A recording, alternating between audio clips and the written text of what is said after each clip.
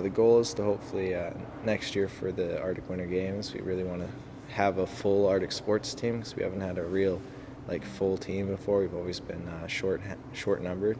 So basically we're trying to spread interest and maybe get some more people interested in the games, try to teach them the culture and stuff and kind of promote the kind of overall Arctic sports, try and make it more popular basically.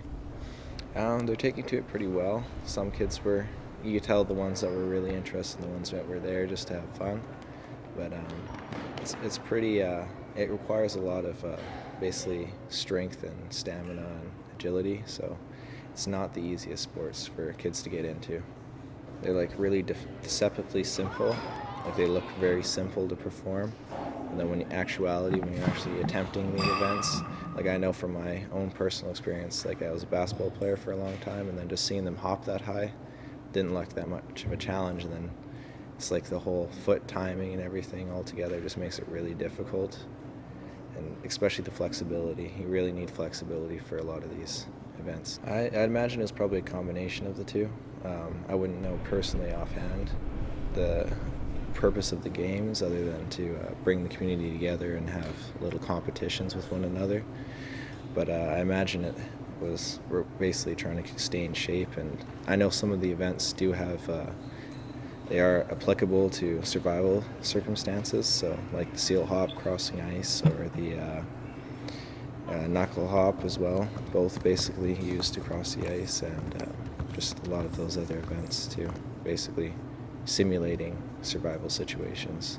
It's nice to know that I'm actually teaching kids, so I found this from yesterday, having the big tournament going on, it was quite rewarding having some of the kids I taught for the last couple months here actually get medals.